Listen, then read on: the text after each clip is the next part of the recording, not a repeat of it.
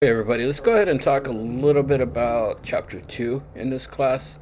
And what we're going to talk about is beliefs and theory, and kind of base some of that, uh, the ideologies that we have in politics, and kind of reflect and see how they apply to today's world. So when we talk about political behavior, it's a combination of a person's beliefs and actions, and it's the essence of political behavior.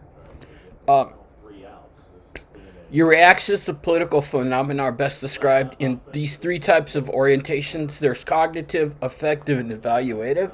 Let's go ahead and kind of look at each one. When we talk about cognitive, it's kind of, the logical, critical thinking part of politics. When you frame a question and maybe try to analyze it. Much like, does Biden have enough juice to beat Trump this November? One thing you'd be able to do would be to look at kind of voting patterns in the swing states, and kind of maybe use your mind to find facts. You also have your personal feelings, which we'll get into, and then your assessments, much like what I talked about with the first one, when you evaluate your findings. So, cognitive is political facts that you can apply to your own knowledge. Affects are feelings or emotions evoked by a person or by political phenomena. And then there's evaluative research, when you synthesize facts and feelings into a judgment about some type of political action or phenomenon. One way to kind of analyze the way people think and the way people feel and the way people act are through polls and surveys. Now, you should really, really be careful when you're dealing with polls, because there might be a bias of those conducting the poll. If I would reach out to try to determine voting patterns for 2020 and I only concentrate on maybe red states, that's not really going to give me a good substantiated view of what might happen in November.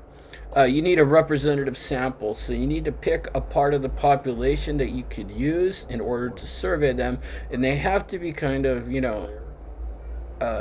representative of what your voting population is. Are there alternative interpretations? Do we have something that might explain why we have, different reactions to polls? And then also we might have inaccuracies where we might, kind of all these things kind of culminate together. And some inaccuracies might be viewed as you may be being careless or something with a public opinion poll.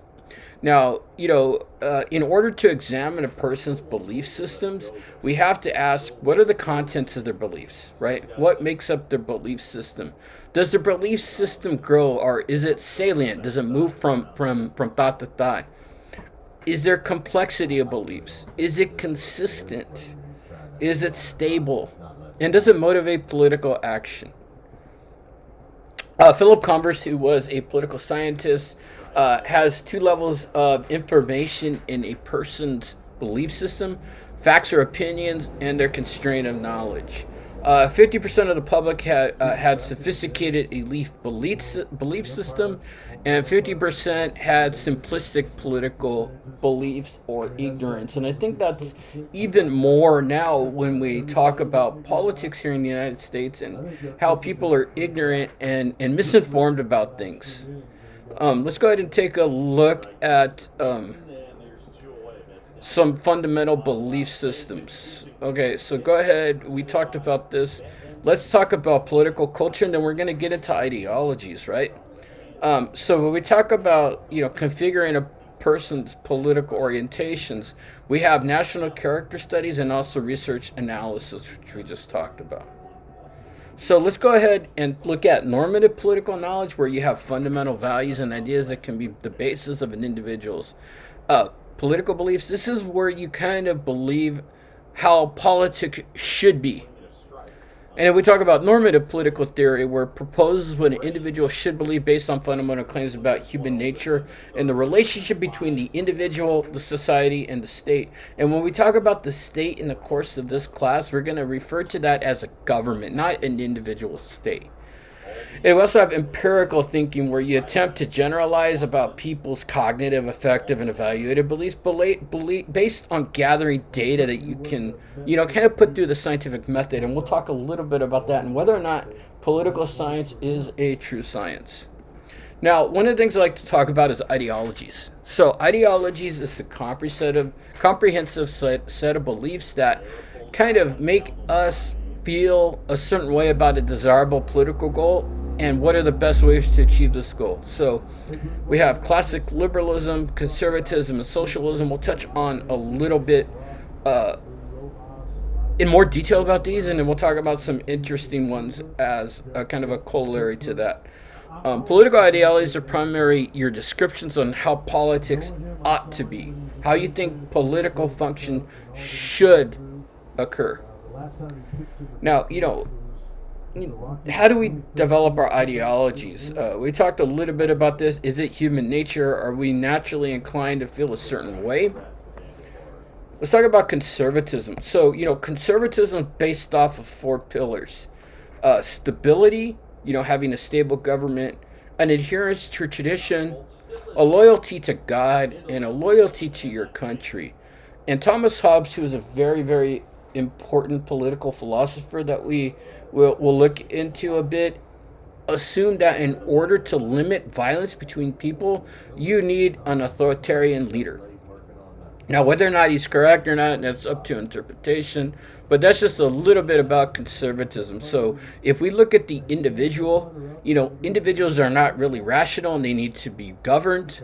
They're unequal in skills, intelligence, and status. And if we look at it with the individual, the state, and the society, societal institutions should enforce the traditional values that come out of the group. And government should use its power to kind of maintain social order. We also have equality. You can't force equality according to conservatism, as this disrupts the natural kind of hierarchy among groups and kind of those, Indian caste systems that we see. And endangers the fundamental goal of having order and stability. Now, we look at classic liberalism. Classic liberalism comes out of the thought of a gentleman named John Locke. And it places the highest value on individual freedom and kind of suggests that the role of government should be very, very limited.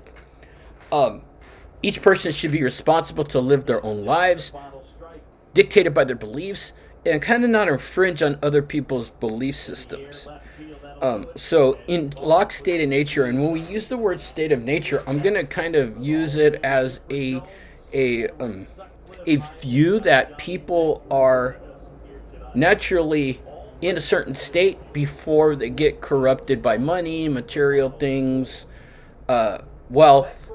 Locke's state of nature, I guess the best thing to talk about or to use as an example of the state of nature is the fact that we all have a point in our lives where we don't have any worries and we don't have to have anything concern us. And I always think the best example of that is right when we're born. I think a good example of state of nature is when we are coming out of our mother's womb, we don't really have anything to worry about. We're going to get affection, we're going to get food, and all we do is sleep. So that's kind of our state of nature. Now, people get corrupted when we leave that state of nature, whether it's by money or wealth, or seeking out material things. Sorry. Okay, so back at it.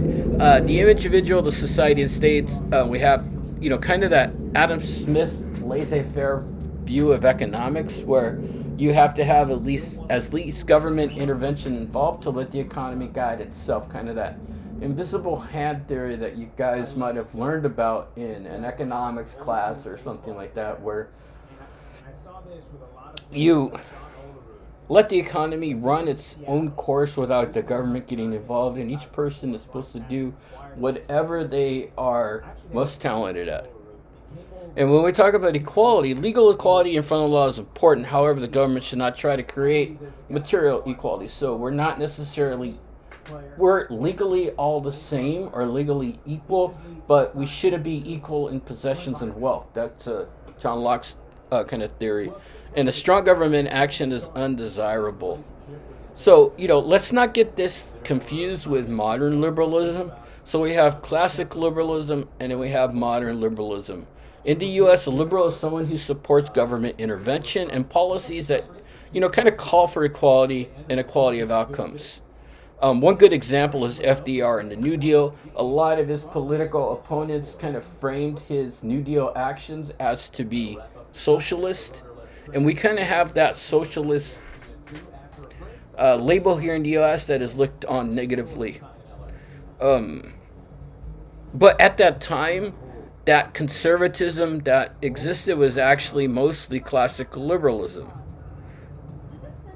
So FDR's meaning of liberal versus conservative was adopted in the US, but not in most countries. So we kind of see that today. So when we talk about socialism, the goal of socialism is to provide high quality, equal conditions of life for everyone with an active state and assisting in the achievement of this goal. So this is the kind of the brainchild of a gentleman named Karl Marx, who felt that we as a society all need to be equal, and it's the government's responsibility to make sure that we're equal. Economic and political power are supposed to benefit all groups in society. So if we talk about the individual state and society and equality, it's kind of assuming coming out of that state of nature, people aren't necessarily selfish, social and caring by nature. We have to cooperate, and we as an individual have to meet the collective good. Now, if we look at the relationship with government, you have to see that government takes an expansive role. And most important value is the good of society as a whole. So you're looking at the society first before the individual. And that you have to increase the material, social, and political quality of all. And this will be achieved and help reduce misery, alienation, and conflict. So we have some kind of variants of socialism.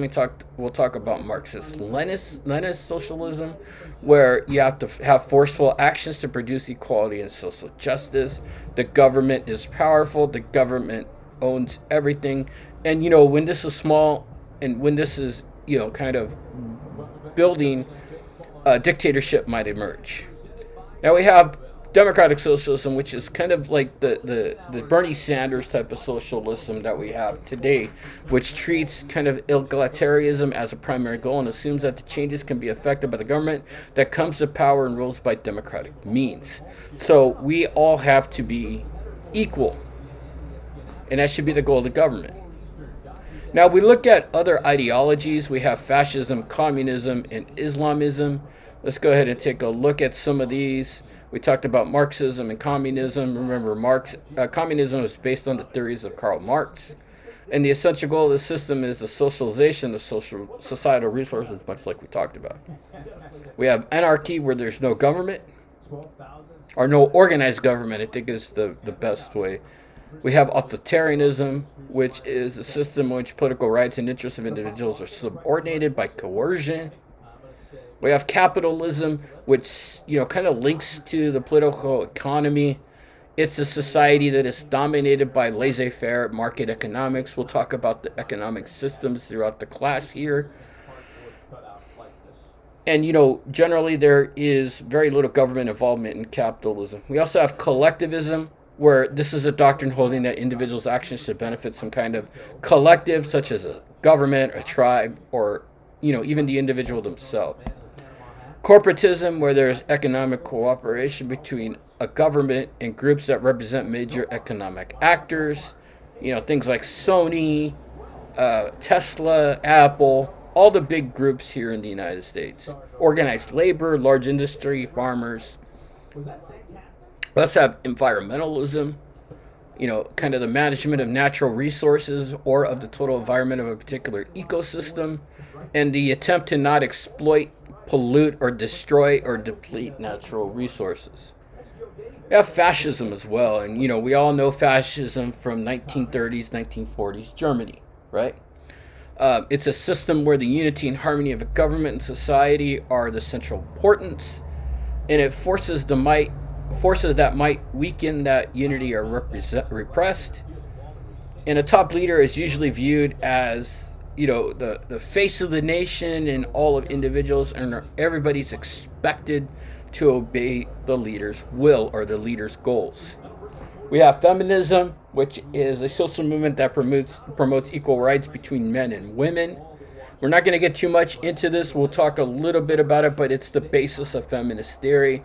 And even in political science, there's a lot of feminist theory that come out of it that if you ever take the 201 class, you might look into a little bit deeper detail. We have Islamism. Political Islam encourages active at sometimes, and I'm going to kind of maybe edit the author a little bit, sometimes violent opposition against any who might undermine its beliefs about the appropriate way of living, both public and private. Now, we also have Libertarianism. And this is kind of an extreme version of liberalism, advocating the right of individuals to act freely and unconstrained by the state as long as they don't harm other people. This is probably the strongest kind of third ideology here in the United States, where, you might have somebody that might be socially liberal and economically conservative. I think that's the best way to view libertarianism. Nationalism, which is a deep commitment to the advancement, interests, and welfare of the core group with which an individual identifies powerfully. But, one thing to look at this, when we talk about nationalism, we can't get it confused with patriotism, right? Patriotism is the love of your country. Nationalism is kind of a little bit more extreme view of that, where you can say you love your country and you might be willing to compromise certain values or certain interests for the betterment of the nation. Pacifism, where it's a belief that high political, social, and value is peace in the absence of violence. Totalitarianism, a system in which the state, controls all aspects of political lives. And when we talk about this, let's kind of think about what's the subject and the nature of individuals' beliefs. What importance is attached to the beliefs by the individual? Do these beliefs motivate the individual to undertake a political action? And how consistent or how salient are the beliefs over time? So, we're going to kind of end this here. Take a little bit more look at some of the things in the class of civilizations. The empirical things that we're going to talk about, really show no evidence of what some of those clash of civilizations existed. And we're going to look at the relationships between states, and we'll even look at globalization a little bit later in the class. Okay, so that kind of concludes what we're going to talk about. We'll pick up in the next chapter.